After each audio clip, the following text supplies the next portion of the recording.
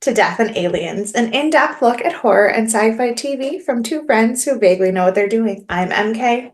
And I'm Courtney. And Courtney, how are you? I am well.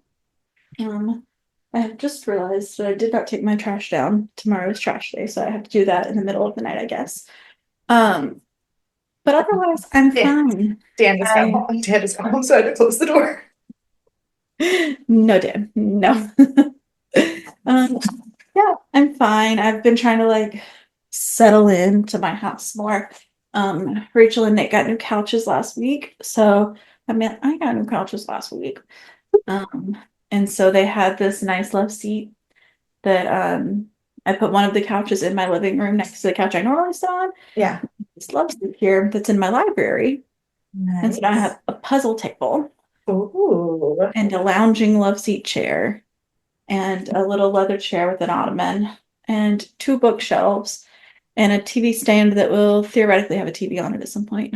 Um, and I have my candle, and so it's just kind of a nice little cozy space. I'm testing out recording in here to see what I like best I now. like it. I like it. And I think I like it best in here. It's very cozy. I don't have as many distractions because I can't see out the front door while we're recording. I Perfect. can't see out this window, and usually it's not that many distractions that way. But everyone is taking their trash down right now, Mm. so I'm noticing all of them. Which is only a distraction because you also need to take your Because trash I down. also need to take my trash down. Yeah. Because I've made a mistake. Yeah. Um, but yeah, so it's been nice and cozy, and I'm still reading Midnight Crossroads from Charlene Harris. So I've been kind of cozying up with that book in here and reading more and having hot chocolate and stuff, hot tea, Nice. trying to find more relaxing things. I've I've given up on Wayward. We were supposed to read that for book club, but I did make it to book club this month because it was Thursday. Um, and so I started reading, and Mm. it's literary fiction, and there's only so many literary fiction books I can read. Yeah. They have to really be about what I want them to be about, and they have to really be written the way I want them to be written. And that is not usually the case, either of those circumstances. Yeah. So I I think it was supposed to be about the Salem witch trials, which really sounds up my alley, but it just Yeah. That's moved mm. very slowly. So I didn't get very far and gave up. I read 600 pages of Kingdom of Ash since the last time we spoke. And the other day I was like so emotional that I was no longer sitting on the couch reading. I was sitting on the edge of the couch with the book flat on the couch, and Dan looked over and handed me a tissue, and he goes, "Oh, I'm so sorry." I was trying to get a tissue, and he gave it to me. He goes, "I'm sorry, I thought you were crying." I go, "I am." And he was like, "Wait, what?" And so then I kept reading, and he was playing his game, and then I put the book down. He goes, "Okay, so what's going on?" And I tried to explain to him the scene that I had just read and started crying all over again. I was texting Kate and Amy, being like, "I'm dead. I will never recover." And I'm only halfway through the book. It's a 1,200-page book. No, it's a 950-page book. So at that But point, still, yeah, it's a 960 page book, and I'm at about page 600, and I'm already emotionally unwell. I feel like I'm really behind. I just started reading Fairy Tale by Stephen King, and I think it's 600 pages. It's a Yeah. longer one, and I'm 10% of this. I'm Well, it yeah. was also the last week of school before spring break, and rather than deal with the fact that I still had to deal with children for another week, I dissociated and read 600 pages. Sure, that's a dream. That's what I wanted to do today, and then I didn't. I did podcasty things, Yeah. which I love. I'm happy to be here. Um, like I said, it was the last day a week of spring break though, and on Friday we had just last week my kids read the scene of Romeo and Juliet where they meet the apothecary and Romeo buys the poison.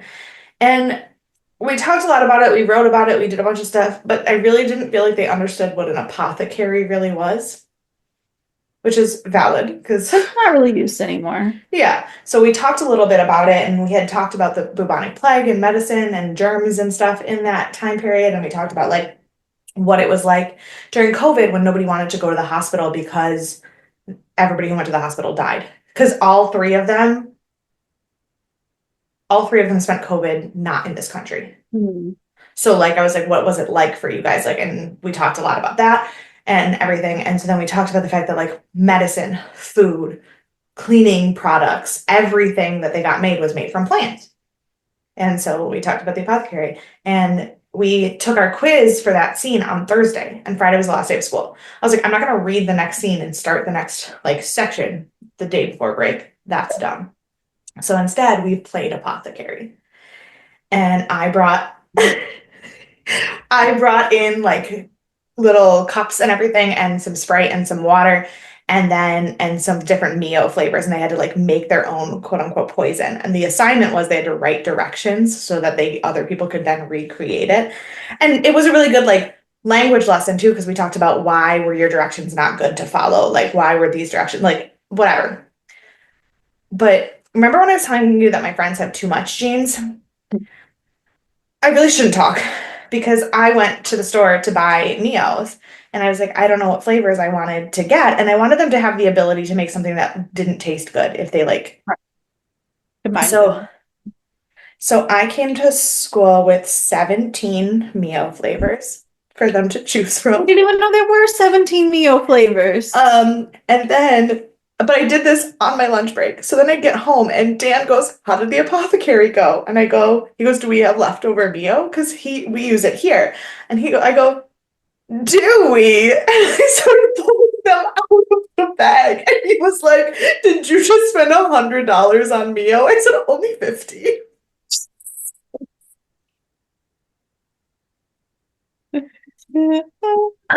Are too much. But one of them that I got was orange vanilla, which I currently have mixed with Sprite and tequila. You're I drinking today. don't have to work tomorrow.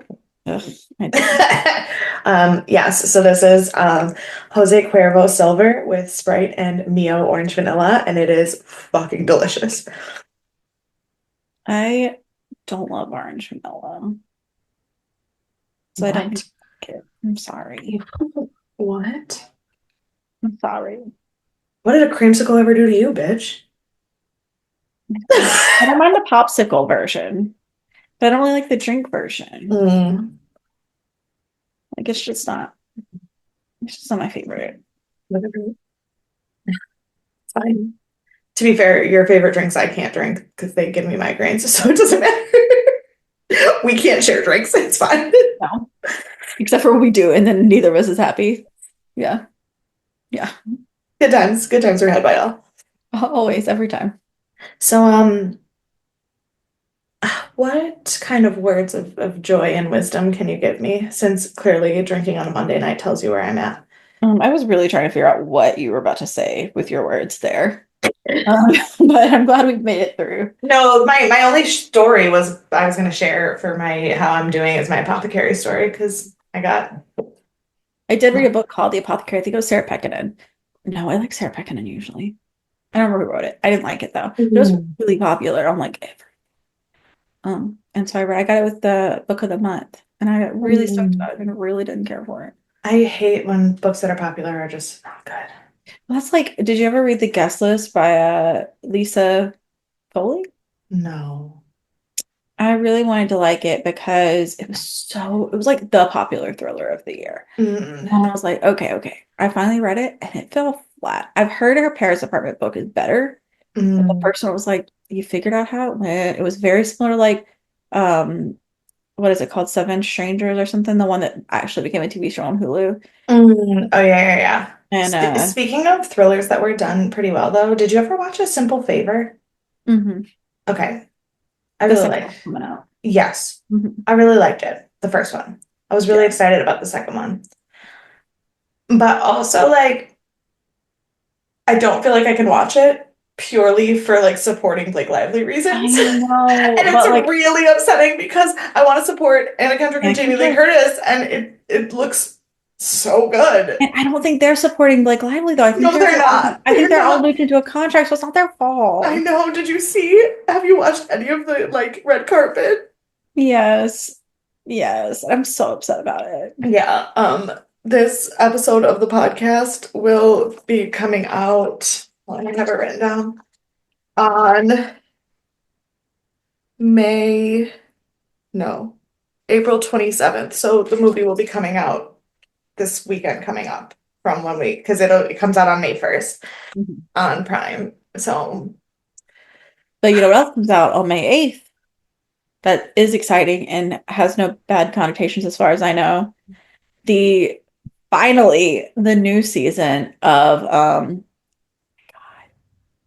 my God. What is it called? It's on Peacock. It's Natalie. She's a detective. Jesus Christ. I just the description. It's Natalie. She's a detective. It Um, is, yeah, that's it. That's her name though. I I think I don't. know you. Oh, oh, is it the one that you really liked with the brain? The brain. No, the girl who was really smart, who was not the detective, but then she helped the detective. It's that sounds like the right description. Um,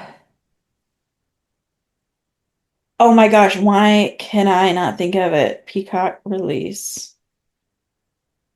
Poker Face. Oh my God. that Poker is Face. not the one I was talking about. Oh, which one were you talking about? Oh, you were thinking of high potential. Yes, that's the one I was thinking Um, of. Poker Face, I think came out in 2020. And we are getting season two, Oh, May 8th. gosh, gosh. I think we've had two because also she's in the Russian doll show. And I think we've gotten Oh, yeah, two yeah, yeah. seasons of that since we've gotten Poker Face. Like, Okay. it has been very distressing. And it started telling me like the first week of January that we were getting the show on May 8th. And I was like, first of all, you were telling me way too soon because now I'm just annoyed waiting. Yeah. But I am No. very excited. And now that we're in April, I guess I can start being excited about it. Yeah. I don't know. I'm like 4 weeks behind on Grey's Anatomy. I'm like 2 weeks behind on everything else. I'm 4 weeks behind on Grey's Anatomy, 1 week behind on The Masked Singer, and 4 weeks behind on Amazing Race. I haven't even been watching any of those. Yeah, it's I'm kind just of watching my dramas like Elsbeth and Matlock. A lot of Paramount dramas. yeah. The problem is that now that I have a husband, I watch TV with him, and so the shows that he doesn't care about, I have a harder time keeping up with. Like he'll be like, "Hey, you can watch your stuff," but then it'll be like we're both eating dinner, and I don't want to be like, "Hey, while we're here together eating dinner, let's watch The Bachelor." Like that's You just get him into it. That's how it works. Um, I do that, like, because I'll put the TV show on while he's still in the kitchen, and then he'll come out and there'll be a girl talking, and he'll be like, "Wait, do we like this one?" I'm like, "No," and he's like, "Okay." See, that's all you got to do, I and then know. it's fine. And He then it's did. He did watch 2 episodes of The Masked Singer with me yesterday. see I know. everything. It'll be fine. Suck him in. It's fine. But yes, I do have some words of joy for you. To hold it together when everyone else would understand if you fell apart. That's true strength. Miyamoto Musashi. Love that. Yeah, yeah. Every day of my life. Uh, so this week we are talking about Stargate SG-1 Season 7, Episode 15, Chimera.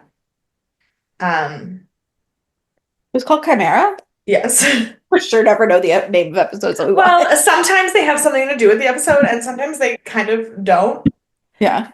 And also, they're really weird about how they name the episodes because they like want the names to be like double entendre-y and weird and like not tell you what the episode's about. So they're weird. It was rated 7.2 stars. Um, it's fair. I I like this episode, but I do think that in terms of the grand scheme of the show, it is fair for it to not be rated very high. It's not very important. Is this not a very important episode? In some ways, Did I watch the right episode? no, you did. I Okay. think.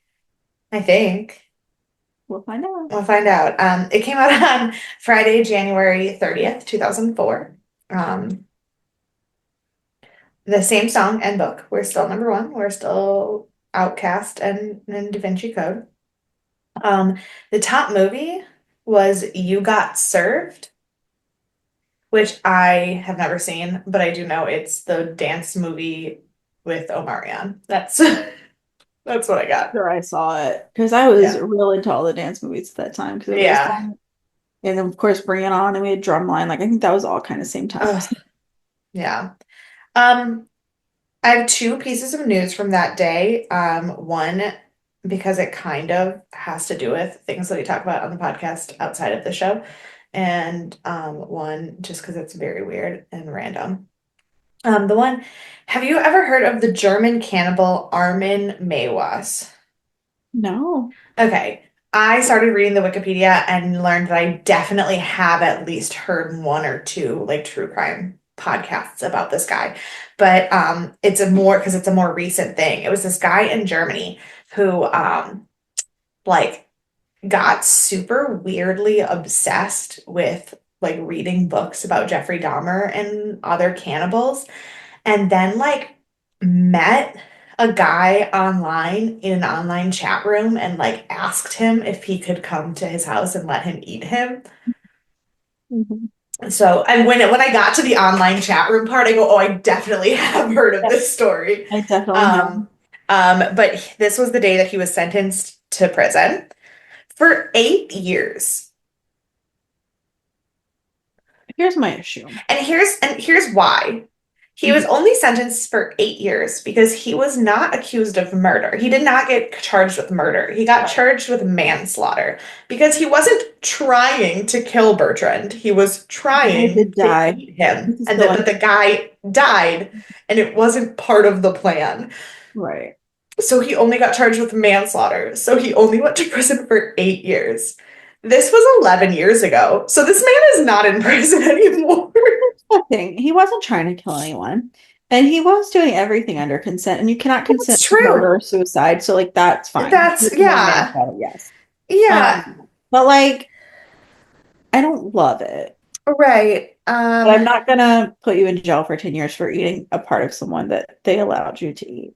I'm sure there are cannibalism. I mean, I know there are cannibalism laws. I don't need Yeah. to be sure. I know they are. But like, I don't find that as offensive as like murder. And if it's under consent, I guess it Well, is. and that's the thing. It was voluntary Yeah. cannibalism. Like the guy did it on purpose. Like he wanted to do it. Um, I can't Speaking of, I can't find for sure if he um was oh it got changed. Okay. It was previously 8.5 years, but its criminal penalty is now life. And I'm trying to figure out what got changed because I apparently didn't read past this. Um, while you're looking for that, speaking of yeah. cannibals and similar names, which is what I thought you were going to say, um, you see that Billy Jensen's doing his redemption arc, which is fine. He's going through sobriety and he's trying to like talk about his difficulties and his accused assaults and whatnot, handle them with Okay. grace. However, he's been going on podcasts fine. Today it was announced, or yesterday, that one of the podcasts he's going on to do this is Army Hammers. And that just That does wasn't my not first that choice, if does I'm not feel like the place to clear my name. right. That is not my first stop for my redemption arc. Yeah. Um, and I was like, now I wanted to be like, you're working through your stuff, you're admitting to it, you're, doing your 12 steps, people can be forgiven if they truly have redeemed themselves or whatever. Um, Yeah. however, this did take you about 12 steps back in my mind now that that is where you've chosen to go.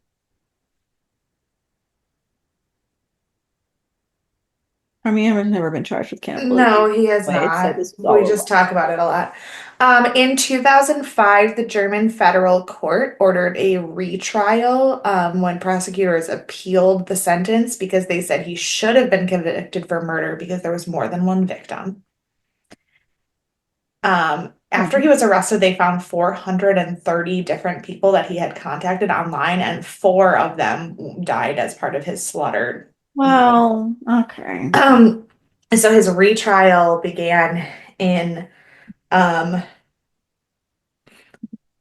2006.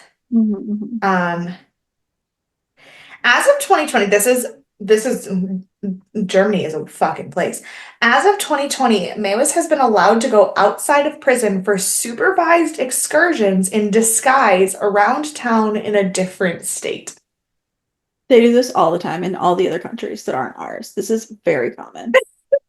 I mean, ours they let you out to like work and stuff, but like you're supervised and not in a disguise. But like, yeah, But his appeals for early release were denied in 2017 and 2020, but then they were like, but you can just like hang out on the weekends.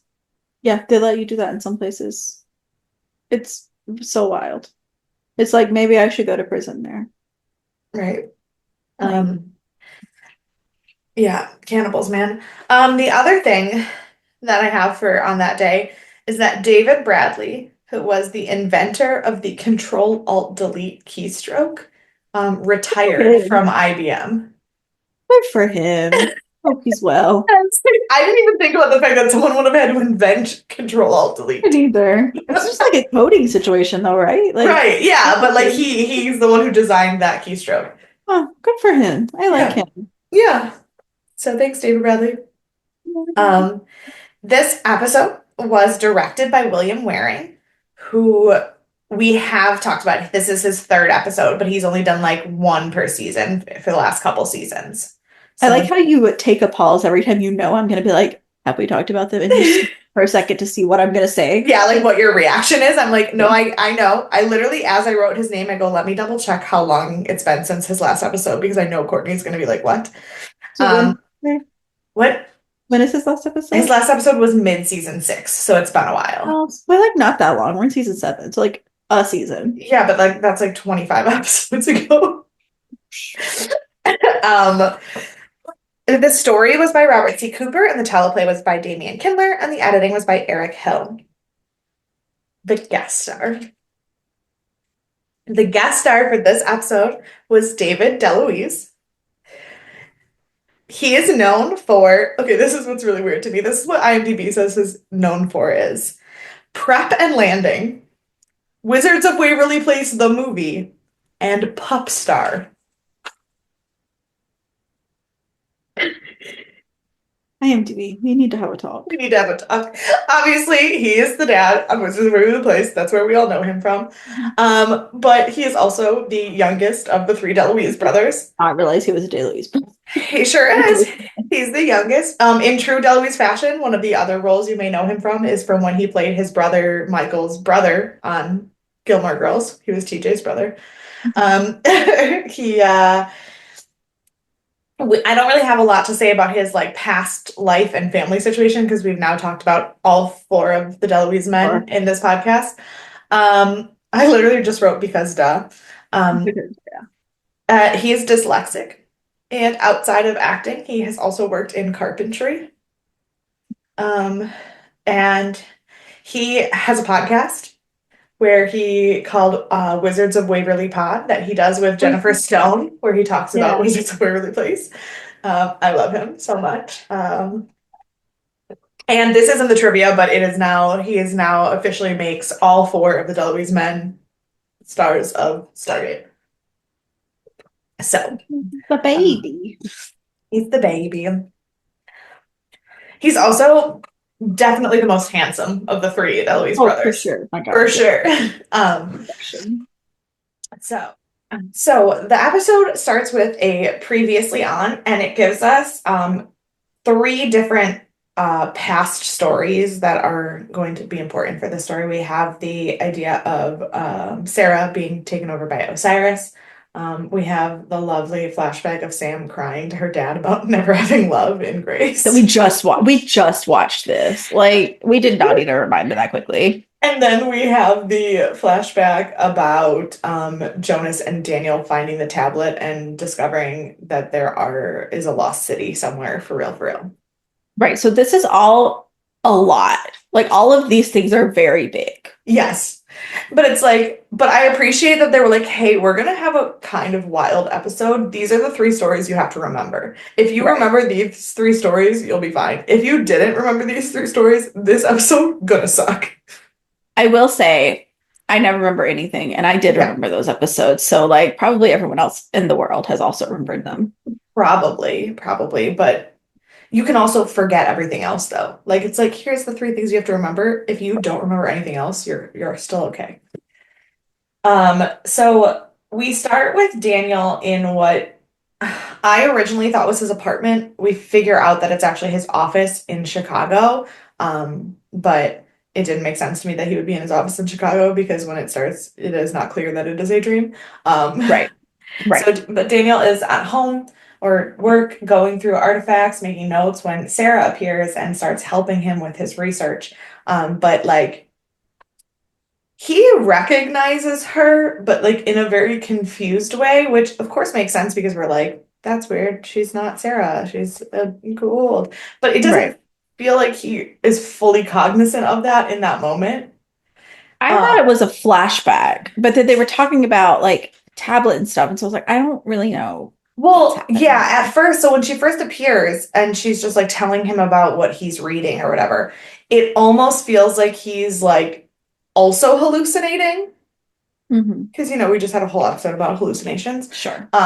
But she doesn't know him in his hallucination, and that's when you're like, oh, this is weird. Because she introduces herself. Um, Yeah. and it's like theoretically like the first time they met. But then we've come out of that scene into a flash of Daniel asleep in bed, dreaming with a little gold memory chip on his forehead, and Osiris just hovering over him in like the creepiest way possible. And then we get the credits. Yeah. Yeah. Yeah. But then don't worry, after the credits, we start the episode proper in almost as abruptly uncomfortable a way because I was like, did this episode skip? Like, am I on a new episode now? What has what Amazon is done to what is me? happening? Yeah. Mhm. So Sam's at a coffee shop, and a guy walks in, and he's flirting with her in like a really kind of In a very familiar way. like very respectful, but very kind of like I've done this before and she's definitely rejected me before, but I'm gonna keep trying anyway, like Mhm. way. And then she's like, listen, everyone I've ever dated dies. I was like, I know that's not true about me, but that is now how I'd like to start all encounters with Anytime a men. guy hits on you and you're like, no, thank you, you're like, everyone I've dated, my past five exes have all died. Right. Right. But it's classified. I can't tell you why or how. Yeah. However, she's not lying, which makes it even better. Right. Um, and then he like keeps getting closer and flirting with her, and she kisses him, and we're like, what? But so we find out his name is Pete, and they're actually seeing each other. But she has to go to work, and so you're like, oh, Sam is attempting to date. What a sudden Yeah. happening. Yeah, I mean, we get more context as it goes Sure. on, but like it's like what? Yeah. Um, I have no sense of like when these things are happening because like I do later once we figured out what's going on, but like with Daniel, I'm yeah, like, is this a flashback? Is this now? Is this in his brain? And then I'm like, is this Sam? Is this before she was with Stargate? No, she's with Stargate. Like, what is yeah, happening? yeah. No, it's nonsensical. There's I in general find that the timeline of this show is very confusing to me because like things will happen that I'm like, did this all happen in a single day in this episode? But then like this episode clearly happens over like at least a week Yeah, minimum because we have like every different interaction with Daniel and Sarah is a different night of him trying to right. sleep. But sometimes things do all happen in one day and they don't feel Right. like they And they don't should. feel like they should. Yeah. And then so Sam and Daniel are Sam goes to work. Sam and Daniel are talking about work, but he can't stop yawning. Like, and she's like, "Can you at least pretend to give a shit what I'm talking about?" He's like, "No, I really do. I have never been so tired in my entire life." And I was like, relatable. And he tells her that he's having a weird dream about Sarah. And Sam's like, "You have a lot to process." Just calls him out on his bullshit and is Yep. like, I'm not surprised that Honestly, it's more surprising that you haven't had weird dreams about her Right. consistently from the time she left. Like, how many of your exes can get turned into Goa'ulds? All of mine are dead, but yours are all monsters. Like, what? Yeah. Um, and then Sam gets in the elevator with Jack, and we have one of the most uncomfortable scenes ever. Yeah. I didn't It realize is this so was going awkward, on. and she starts humming. And it's so adorable. Yeah. Um, and he's like, "So who's the guy?" And she's like, "What are you talking about? What do you mean?" And he was like, "You're humming." She goes, "Oh God, am I?" Like, it's so cute. And she tells him that it's a guy named Pete, but it's really like she's a little bit defensive about it. She's like, "It's really early, blah blah blah." And like Jack is like, Like "No, it's like not serious.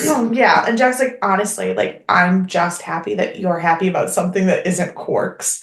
And then they have a funny moment because he's like, "That was a good one. I made a good joke, right? Haha." Like, It's so funny. uh, and then they just continue and they're kind of like, and then he goes, "This is really uncomfortable, isn't it?" She's like, "Yes, yes, it Mhm, is." mhm, mhm. But it's like when you have an ex that you're like still friendly with and things are awkward and uncomfortable and you like are trying to be pleasant and you genuinely are happy for them, but you also can't be in the same room as them anymore. Intimately familiar. Yeah. Like Intimately familiar. I think about how like when everything went down with me and Brian and like I met Dan and he met Allison and everything was like so much better. And it's great. I'm genuinely happy for him. I don't think the two of us could like be in an elevator ever. No, no, I don't think you can. So like okay, great. So then that night, Osiris breaks into Daniel's dreams again, and this time the dream is just Sarah awkwardly flirting with Daniel. Building a rapport. Yeah, and then Osiris beams out, and Daniel wakes up very confused. Um, Sam and Pete are getting back from a date, and he is like, "Hey, so my case is over. I have to go back to Denver, but I decided to quit being a police officer so I could stay here with you." And she's like, "What?" And he's like, "No, I'm kidding. I took 2 weeks vacation because I really like things are really going well." And she gets real awkward again She because panics. she panics and she's like, "No, it's fine. I have to work really early in the morning." He was like, "It's 7 o'clock." I And get as someone who would absolutely go to bed at 7 o'clock to go to work at 7 in the morning, I do understand, but I also fully understand why he's like, "No." as someone who has never in her life gone to bed at 7 o'clock at night, I would absolutely do this exact same thing. No question. We are the No, same person. yeah. Um, and he's like, "You realize I'm a cop, right? And like I interrogate people for a living, and no one has ever as uncomfortably lied to me to my face Right. before." And she's like, Mhm. "I have no idea what you're talking about." Um, and I wrote, "She seems to really like him, but secrets." That's what my note says. Great. Um, we get another vision of Daniel because apparently it's now the next night, which makes sense Mhm. because their date ended at seven Because o'clock it's in the 7 p.m., they're evening. going to Yeah, bed. yeah. Yeah. So Daniel's working in his Chicago office, and Sarah comes in and brings him a coffee and a kiss. And she also brings a tablet that's over 10,000 years old with a language that predates hieroglyphics for him to study. And he weirdly is like, "Oh, I recognize the language. I can read it." And she's like, "How?" He goes, "I have no idea." And honestly, can relate because even in my dreams, when I can do things, don't know how. Like, I have been confused in my dreams about why I'm doing the things I'm doing in my dreams. That's really fair. And that is coming from, that's not even lucid dreaming. Like, Dan lucid Right. dreams and he will like tell himself to wake up in his dream or be like, "This is really weird. I don't want to be here anymore," and like not be there anymore. Yeah. Not me. I have no control over my dreams. I have none. And Me I either. still go, "Why is this happening?" Um, so We're back at the SGC. It's the next day, and Daniel's basically asleep on the table in the mess because it's now 3 nights in a row that he has gotten zero sleep. You're asleep. And Sam and Teal come to sit with him, and he's like, "It's this weird dream," and he's like, "And in the weird dream, like he's like, and I don't understand what's happening in my dream. I can read this ancient tablet," and Sam goes, "Yeah, but you can read it when you're awake." That made me laugh so. I was like, Maybe maybe you can do things in your dream because you can do them. Like, do those things. Yeah. and it's like, I understand where he's like, yeah, but at that time in my life, I couldn't. So, do you know how dreams work? Right. What? Sometimes in my dreams, I'm still blonde. Okay. I don't wake up in the morning and go, what? My hair. Well, no, sometimes I do, but mostly it's because I go, what? My hair, because of what it looks like and how many times I rolled over in my sleep. But Sure. that's different. Yeah. And Teal'c reminds him that the last time he had intense, weird dreams was when he saved Braytak and Ryak. So, like, maybe he should go through with it. Like, just translate the tablet in your dream, figure out what your dream's trying to tell you. Because this is not the first time that we have seen that Daniel's ancient, like, or ascended knowledge only appears when he's dreaming. So, Yeah. totally valid. So back in Dreamland, Sarah has made him dinner and is asking him about the tablet, and he's like, think it's a map to the lost ancient city. Cool. Apparently Daniel goes to bed really early though, because Sam, unless this is now day 5. Well, he's like not sleeping. So well, that's true. He gets but off this work, is this is night. This is fresh out. night 4. This is night 4. But then when Sam is doing the next thing that Sam does is like when she gets home from work in the afternoon. So apparently, so I think we're on day 5 now. Yeah, or maybe they sent him home early to go to sleep to try and see what happens. Maybe. But it was real dark in his room. That's true. Yeah. That's true. Oh, actually, no, we don't know what it looked like in his room. He wasn't. We didn't see the. It was dark in the dream. It was darker in the dream. Yeah. Yeah. But so Sam gets home and there's a card and flowers on her porch telling her to get ready for a date. Then we're back at the SGC and Daniel and Teal'c are working out and Daniel is getting upset that he can't translate the tablet in his dream. Like he's like so mad about it. And okay, this conversation with Teal'c is my favorite conversation that has ever happened on the show. He's like, as someone who now has to experience dreams and sleep for the first time, I have read some books and I know some things. And he's like, I wrote, hey, I'm actually a dream guru now. And and he's like, I think you're actually just bummed that you can't save Sarah. Like you're just having dreams about Sarah because like it's weighing on you that even though everything else is starting to like fall better into place, you'll never be able to save her. Right. And he's like, dreams are just us like working out our anxiety. And I need to have more dreams. Right. But he's like, honestly, with the things that like have happened, like it's not a surprise that like your dreams are like stressful, like what everything you're going through.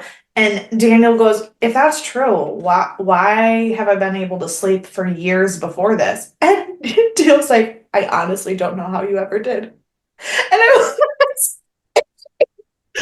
was like, what? I was like, wow, sick burn. Right. Like, but also, and then Daniel just goes, now that this is the most disturbing conversation I've ever had on so many levels. Yeah. And as someone with a diagnosed anxiety-induced insomnia disorder, I feel attacked at the idea that, oh, no, it checks out that you can't sleep. Right. Good luck. Right. So then it is 8 o'clock and Pete gets to Sam's house and she is a smoke show. She's gotten past her awkwardness of him taking off 2 weeks. Yeah. She's like, you know what? I'm going to do this. I'm going to do this damn thing.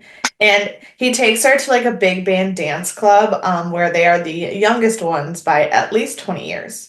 Yeah. And to be fair, this does actually check out because on their first date or their first date conversation that we saw, they were discussing classic movies and Sam was very much a like Gene Kelly movie musical Singing in the Rain kind of got gal, And so the big band thing it is actually like a very thoughtful date, Right. not just to like, oh, I want to take you dancing. Like it makes sense. Right. But also it's somebody's like 50th anniversary party that they totally just fucking crashed, and I'm obsessed with that. Yeah. Like, but so they're dancing all cute, everything's great. Um, then we're back in the dream, and Daniel is getting incredibly frustrated by not understanding the passage. And Sarah starts to tell him what it says, and he's like, "But how do you know that?" And she's like, "Oh, you're so smart. You're gonna get this," and starts kissing him again. And Daniel finally starts to put together that things are not adding up in Dreamland. Yeah, yeah. Yeah, yeah. Like, so Sam brings Pete home after the date and things get spicy. That's my next note. That's all it says. Facts. I do not want to go into any more detail about that. It made me That's uncomfortable. fair. Despite the fact that we have seen much more graphic sex scenes in other shows, we have something about Sam and Pete having sex just makes me uncomfortable. Sure, okay. That's fine. Well, Pete creeps me out a little bit. He annoys me, but I don't know that he's like creepy. He's Um, like the guy who is a little bit toxic and knows better than you and is gonna do whatever he's gonna do yeah, the anyways. fandom, like the Stargate fandom, refers to him exclusively as Stalker Pete. Hmm. I Because mean, the he's lengths a little he the stalkerish. lengths he went to in this episode are uncomfortable. Okay. But to be fair, this is a common response from people in military and police. They do call and check into people frequently. Sure, Yeah. great. I'm not even mad that he called the FBI, and we'll get there. Yeah. I'm I mean, I mad don't about love it. I don't I love don't it. love it, but I'm not even mad about that. It's the quite literally following her to work like a stalker. Sure. That Sure. kind of Yeah, draw yeah. crosses the line for me. That's fair. I mean, it But all then, kind of crosses the line for me, but yeah, yeah, there are some things that are a little more forgivable than others. yeah, I'm like, okay, he called his friend in the FBI, found out that she is in fact lying to him. Okay.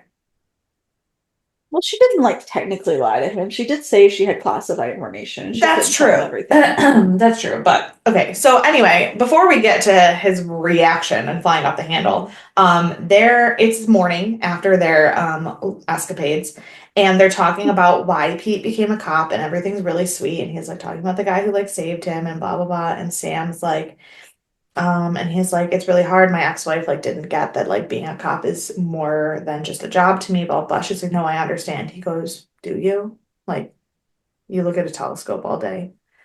And she basically admits that there's definitely more to her job, but she can't tell him.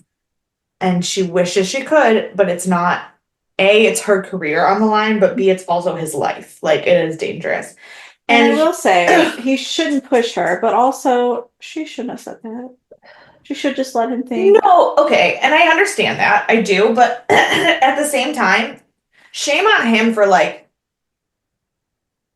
being so mocking of Oh, yeah. when she was like, I do understand what that feels like. Here's the thing. Yes, she is a scientist, great, and she works in deep space telemetry or whatever, and she looks at a telescope all day. No, she's a military scientist who Right. has seen active duty. Like, Hmm. so sure, Regardless of if she has something classified, yeah. regardless if she's doing something classified, regardless of if her um dedication to the job that put her at long hours and terrible things is now over and she's in a more stable part of the job. As an Air Force major, she does understand that the career is more important than relationships sometimes. So shame on him for even making that the Mhm. issue. Right, Like he's absolutely. basically downgraded. And part of me, the reason I get so upset about it is because like I feel like that is what a lot of cops think about women in the military and cop situations. Yeah. Like, you don't understand it the way I do because I'm a man. And I don't know that that's what he was saying, but that's what it feels like to me. Right. No, yeah, it absolutely does feel that So way. I'm like, so no, should she have brought it up at all? No, because you can't keep things classified if you keep talking about the edge of the classified. Um, Right. but at the same time, he should not have rejected her empathy. Yeah. So he gets real put out. He leaves and he calls his buddy at the FBI to ask for a background check on Sam. Thank God I've never dated a cop because if someone just like dug in, like, not that I have a background, like, if you an FBI Right. background check on me would accomplish absolutely nothing. There's nothing from that is there for me to that I haven't already told you. Um, but that's weird and it makes me Yeah. uncomfortable. No, I 100% agree. So Daniel, oh, we're back at the SGC, and Daniel tells Teal'c and Sam that he feels like it's all out of his control and that he's like not the one in control of the dreams, and that like Sarah is like forcing his decisions in his dreams. And which is weird. I don't feel like I'm in control of my dreams either, but that's a totally different. Right. I guess if it felt like someone was someone in your dream was making you do things, and it was night after night after night of I was gonna say if it's like the sixth night in a row that it's the sixth night of a row of the same dream, and not even the same dream, the next part of that dream, like basically living a different life in your dream, and there's only one other person in your dream and they're in control. I do understand. Severance show that I'm gonna watch. I was like, I haven't watched it yet. Have you? No, but I just got a month program of Apple TV Plus, so oh, did you? Coming. I did. Oh, did you do it so that you could watch Clarice? No, because you have to pay for it still. Oh, it's not even. Yeah, it's not free anywhere. You can't even pay that's- for a streaming service. So Clarice is coming in tomorrow. Okay, perfect. I have to go to the library tomorrow and pick up my copy. Mm-hmm. But Daniel tells. Oh, he tells him that he's not in control and that Dream Sarah is too different from real Sarah. Which that one also, like, he's like, she appreciates my science. And Sam's like, that sounds like you're just having a fantasy about how you wish things had gone. Like, I don't understand what you're saying. And Teal'c's like, hey, while I agree, maybe it is not a dream. And he's like, because we do know that the Goa'uld have the technology to like get into your thoughts. We've seen it multiple times. Like, this is not new information. So they tell Hammond their theory, and they think Osiris is on Earth, and that the reason she has to do it this way, I really appreciated this scene because they actually explain it in a way that makes sense. Because Hammond, like the rest of us, is just like, if she needs to get information from you, why doesn't she just kidnap you and get information from you? Like, this seems like a lot of work to just be in your dreams making out with you every night for 7 days. Like, yeah. And they're like, well, we've already determined that while conscious, Daniel does not have access to the parts of his mind that Oma erased when he became unascended. Only they do still exist somewhere in his subconscious, but not in a way where he is cognizant of them. Right. So she has to get into his dreams because that's the only place where that knowledge exists in his brain. So,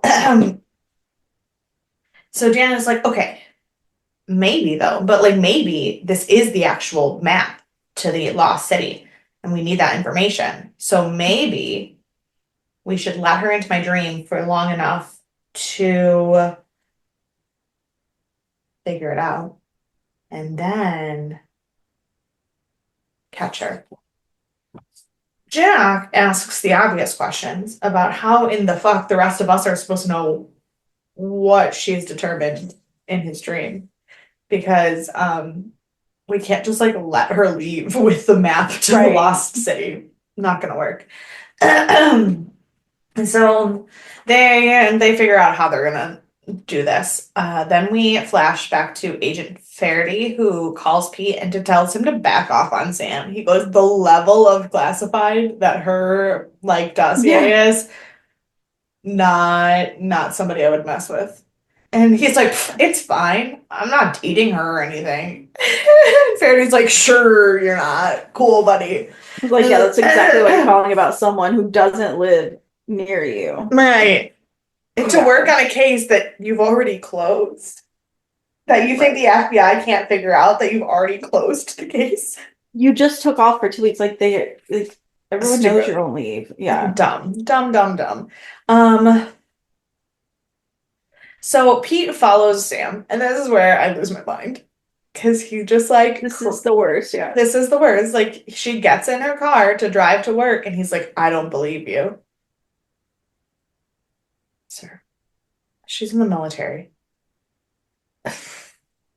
Yeah. Sometimes when someone in the military lies to you about what they're doing, There's a good it, reason. there's a very good reason. My uncle was part of the special forces unit that stormed Saddam's palace in Iraq. The entire time he was there, he told my grandma he was in Kuwait because he did not need her to react the way she would have, knowing where he was. Is he the one who had a fun hat? What?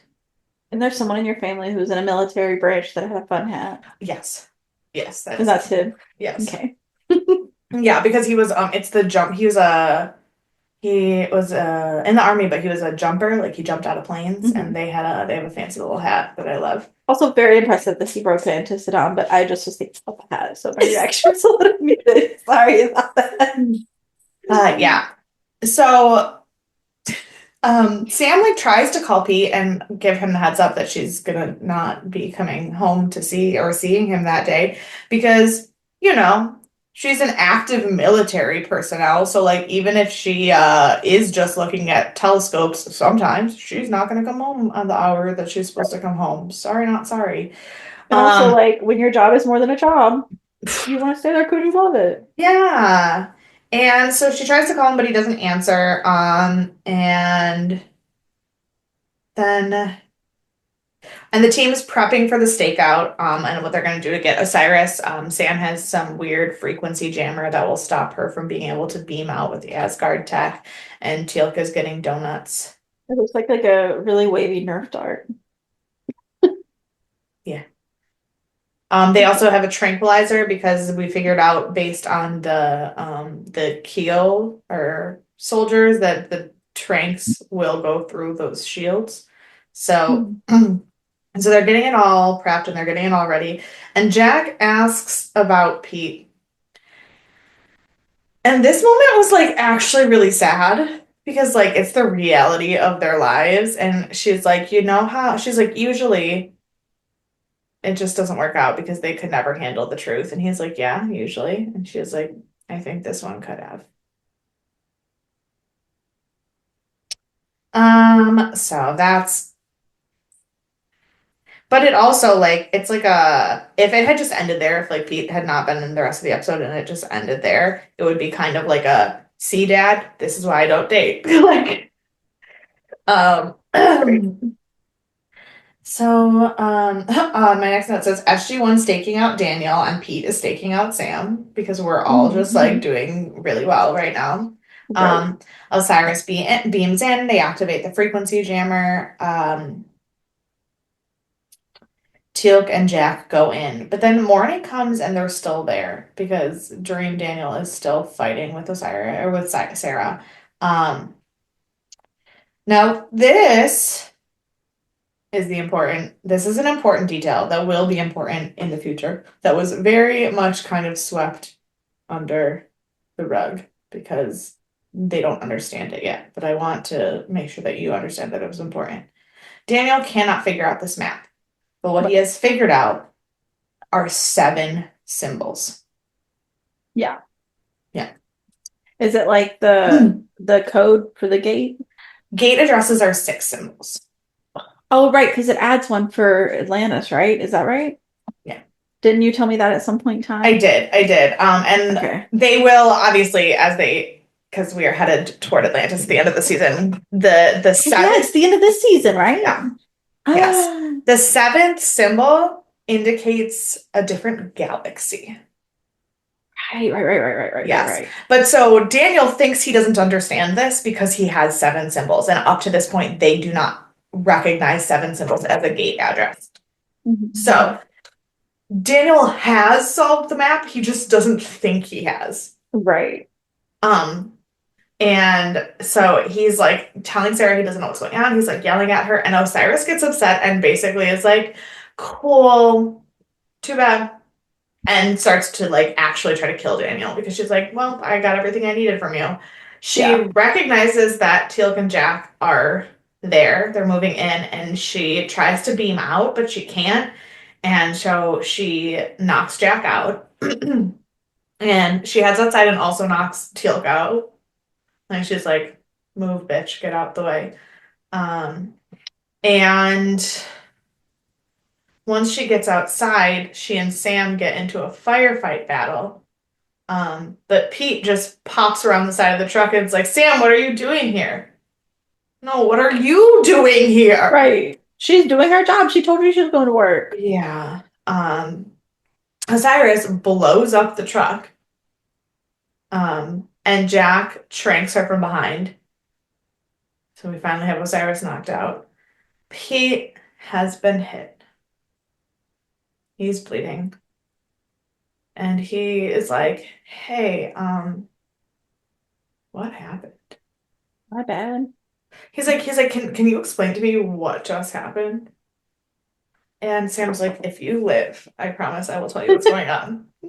That is probably not what you want to hear when you're like almost actively dying. If Right. you And live. if I was dying, like bleeding out, and someone was like, if you make it, I'll tell you the truth. At Just let that me, point, yeah, after we get to the next location, we'll talk about it. at that Just lie to point, me. at that point, I'd just give up. I'd be like, oh, I'm that close to death. Mm-hmm. I'll see myself out. Right, right. Um, Yeah. hmm. We get back to the SGC. We have two different like infirmary-esque scenes. One is with Sarah and Daniel because the Chokra were able to get the symbiote out of her, and so this is not Osiris anymore. It is just Sarah, and she is really having a hard time with the fact that she just spent the last three years hot messing it up in space. And then Pete is at the base hospital. He has survived. He's fine. So Sam starts to tell him about the Stargate. He solidly thinks she's joking for a hot minute there, and he's Yeah. like messing with her, and she's like, just fucking let me talk. Right. And then she's like, yes, it's a Stargate. Whew. Yeah. And so that is the episode Chimera, which, like I said, there are minor repercussions for the future, but like, Like, are Daniel and Sarah now going to be together forever? And then um, like, are Pete and Sam going to see each other again, or is this like also their breakup? do you want the answers or do you want me to just leave you with questions? You can leave me with questions, but by the end of the season, if we haven't seen them again, I'm gonna want an answer if Okay. they're gonna come back or not. Okay. Yeah. One of them will. Okay, well, I did it, Sarah. So, Just yeah, one of them will. I don't know why. Maybe so one of them is not coming back at all for this one of them we episode. will never Okay. see again. Yeah. Okay, cool, cool. Yeah. Um, Trivia. Um, this was written directly as a follow-up to Grace and letting Sam continue that story. It didn't air directly following Grace, which is fine because it wouldn't. It didn't really need It to. didn't really need to, but it was written to make sure that we still touched on that story. And the Daniel and Sarah stuff needed to happen too. And they were like, well, why don't we just do them both in the same episode? And so we have one episode Because we've that's been just about talking. like emotions and love and relationships. And then we just, rather than having two episodes that have that as one of the Mhm. plots and a different plot, let's do both of these subplots as one episode and just. Well, I think it was like 2 seasons that my prediction was like, we're gonna see more from Osiris, and then we just never did. I gave up. Yeah. Um, the Oh, that's my question. They yeah. would they don't kill Osiris, they just take the symbiote. That is unclear to me. Okay. Um, yeah, it is unclear to me whether by removing the symbiote it killed it or not. It doesn't seem to be something worth saving. Right. I don't know if they were gonna like I mean I guess the Um, hive mind, so they theoretically could get the information from a different yeah, gold. Yeah. So they right. probably killed it. And then both Osiris Yeah. and Isis are gone. So, also the episode title was Chimera. which there are multiple definitions of chimera, but obviously that referred to the one that is the definition says a thing that is hoped or wished for, but is in fact illusory or impossible to achieve, which refers to both Sam and Pete's relationship and Daniel and Sarah's. Um, Pete was originally not written for David Eloise. David Eloise did a really good job. He's fantastic as it. The actor that it was written for, I don't think would have played it as well, but the actor that it was written for is Ben Browder, who was on the show Farscape, and he was like, no thanks. Don't look him up. Because he then eventually did join the show as a very different character. So we will talk a lot about him later. But can I look at his face? Oh yeah, you can look at his face. Just don't look too much into it. Just don't look. I should look at his Yeah, face. just look at his face. But don't look too much into him because I will have a lot to say about him. Oh, I've seen his face before. Yeah. He does eventually join the cast of Stargate, so we will talk about him at another time. He's one of the ones that I've met that I have lots of things to say when we get to him. But yes. And then the last piece of trivia I have that is my favorite piece of trivia is in my favorite awkward elevator scene. The script just said that Sam should be humming. And Amanda Tapping wanted to prank RDA and hum the MacGyver theme song. But then she couldn't remember how it went. So she just started humming the Stargate theme song instead. So his like look at her when she's humming is partially because of acting and partially because he was like, what the fuck is happening? Yeah.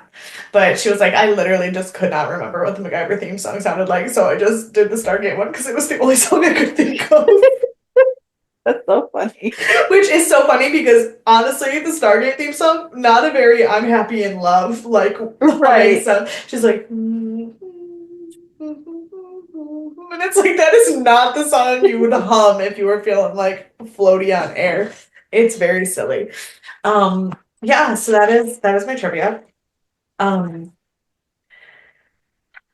My teaser for next week is really only a teaser for the audience, not for you because you have already watched it. I made a mistake. But yeah, so next week is a pretty big episode. I actually think that we are on a pretty solid course of some pretty intense episodes for the next few weeks. I just want to double check because I know that at least 4 of the next 5 are pretty strong. I just have to make sure that there's not like a weird one in the middle there somewhere. There probably is. There's probably is. They wouldn't be starting without a weird episode in the middle. Oh no, it's not. The next 3 episodes are all super intense.